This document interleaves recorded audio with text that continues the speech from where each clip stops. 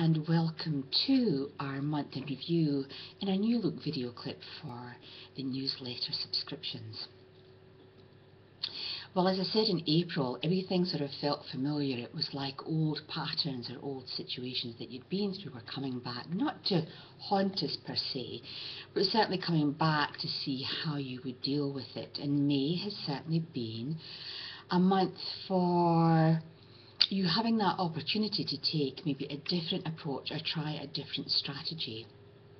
I think for myself, what I found was that it was a month of recalibration. Okay, we've found ourselves in this similar situation, so we're going to try a different technique or a different method to deal with it this time that keeps me feeling a little bit more in charge, a little bit more empowered, and certainly seeing things for the clarity without all of the emotional upset or the emotional mess that went with it.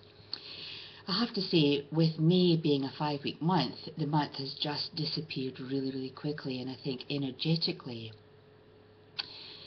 people have seemed to have found that quite difficult, that there hasn't been enough time in the month or enough time in the week or even enough time in the day. So when it comes to time or our perceptions of time, are we getting into that more quantum physics, that time when our months or our days or our hours can be either elongated or shortened depending on what our energy forces are like. So the recalibration in a month where time has been either appearing or disappearing has been really quite interesting. And I suppose for me one of the really delightful things in terms of recalibration is joining the CTV Canterbury television team once more for the Canterbury Life show.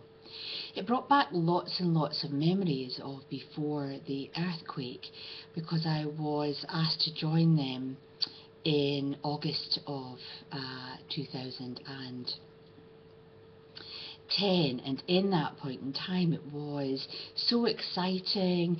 I was doing my own thing. I hadn't invested in the new wellness centre, and here I am again, having disconnected from Spirit Talk, which was a huge part of my life, and I'm back to recalibration. I'm back to just being on my own.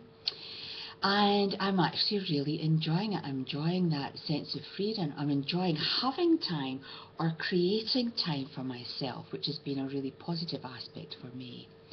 But I'm also enjoying revisiting that special space and time when the vibration was there, the right vibration was there in terms of going on to CTV as their life coach, their spiritual life coach. And here I am back, and the vibration is obviously there once more. We're at a time where the right vibration, the wheels are all turning, everything's coming into play, and I'm back to recalibrating, back to the beginning of a journey. And it'll be really interesting to see where I land up in 3 years' time. So how have you been feeling about May? How have you been feeling about situations that have been old and familiar coming up once again? Have you dealt with them really differently? My husband and I, we have this real giggle. We've had a real giggle this month in terms of we've had a really challenging time, and we've had a little bit of disappointment in some respects. But instead of looking at that aspect as a negative or a less than positive outcome, we've actually just taken it as something that we can just deal with. We've grown up.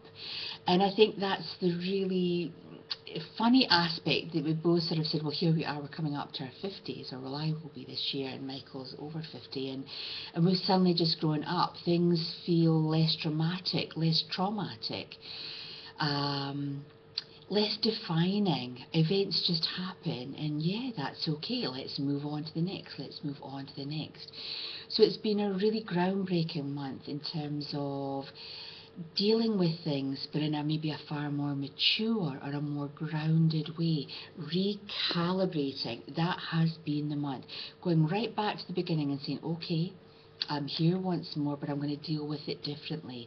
And through dealing with your circumstances or the events in your life slightly differently, then from our perspective, or from my perspective, I've had a really far more positive outcome. So it's all good stuff. It's all good stuff.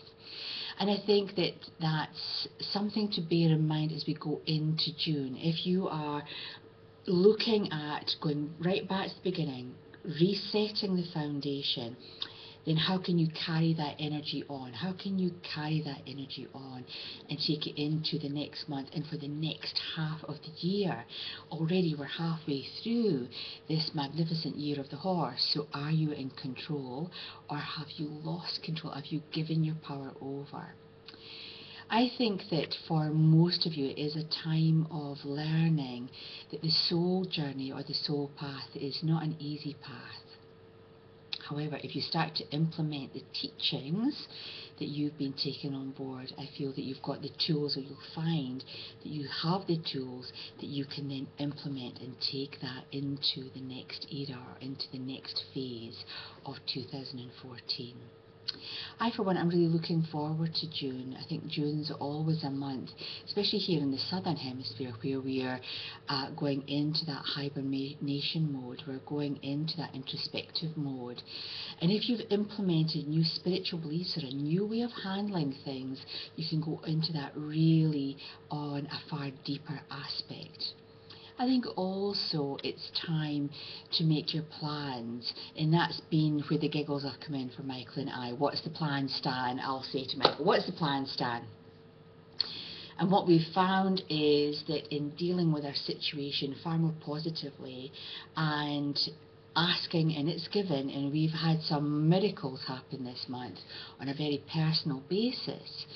That is my catchphrase, what's the plan, Stan? And we write it all down, and that's our expectation. We don't question it, we don't have any doubt that it won't come into being.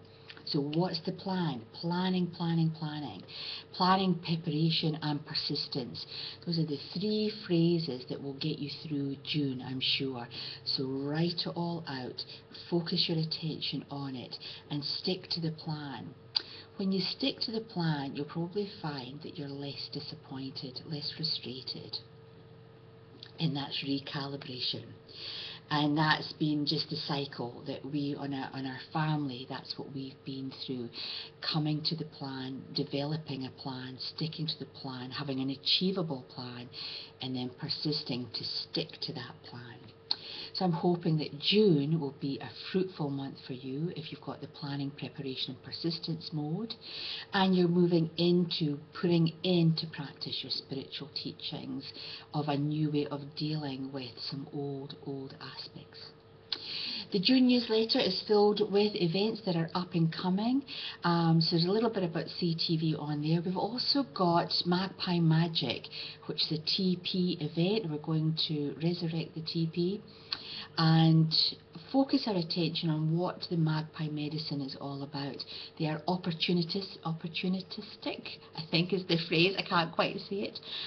They are quite magical, they are all about balance, they're quite showy, and of course everything is about that voice.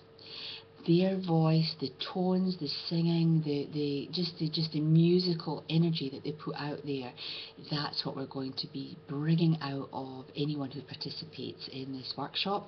And you're going to be making a little clay animal, shamanic animal totem or fetish, in which will carry on the magpie magic after the TP event. So that's something you're interested in, just you book online. And we've also got an evening of clairvoyance in July, at the end of July, the 30th of July, where I'll be demonstrating the art of psychometry. So it's all go for June and July. I'm looking forward to giving you my feedback on what the month of June has been.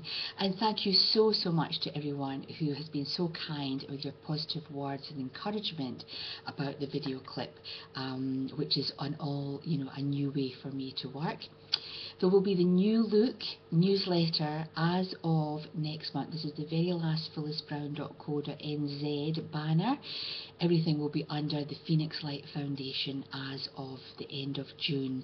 So that's also exciting. So I'll be giving you more about that, about the foundation, about the faculty, the beautiful spiritual helpers who are here to help you in your learning and your healing processes.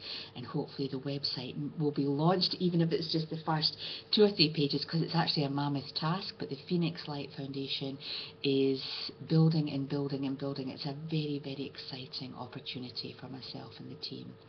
So take care for now. Look forward to seeing you soon, and namaste.